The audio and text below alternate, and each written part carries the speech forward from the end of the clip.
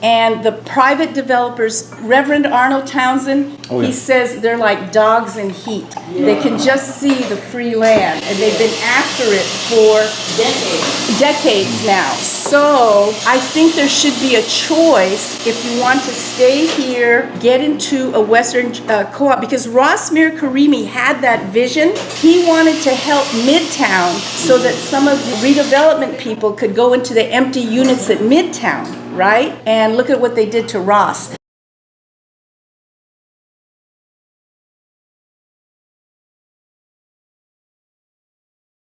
So the point is, looking at the city as a whole, the lack of city and regional planning give us individual developers competing with each other to get parcel by parcel, and they're going for square footage and height. How did our little Irish developer get the height limit waived next to City Hall? 100 South Van Ness. No, he gave Rose Pack 2 condos at 350 Beale. So recognizing how the city really works, and we're not saying that other cities don't have it too, but San Francisco has kind of reached the very end of the corruption scale, per se, okay? So our chance to try to clean it up is for you to have the ethics, hold to it, and save Ross and Aaron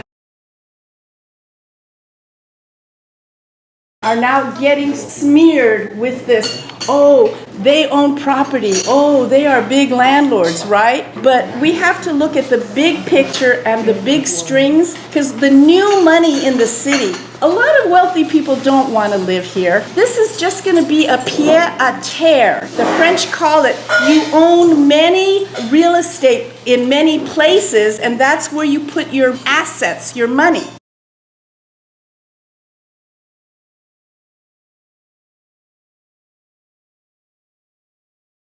So you can't be planning for people who aren't even going to live here. So the rest of your district went from the poorest to the richest, and you got Lumina 1 and 2.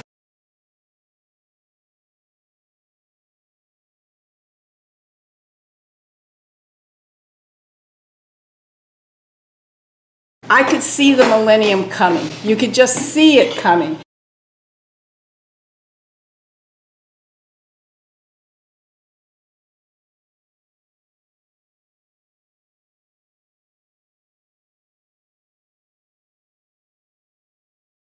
And the Salesforce Transit Center does not operate as a transit center. So we don't have a fully functioning city and have already developed the reputation as a dysfunctional city. So if you have a chance with this district to try to more than balance out, but really establish some principles by which a city can operate as a community. Because if we can turn it around, so our people's voice, that because that's what San Francisco was. The people made the choice, you know what I mean? And we voted for you, the supervisor, whoever was running, right?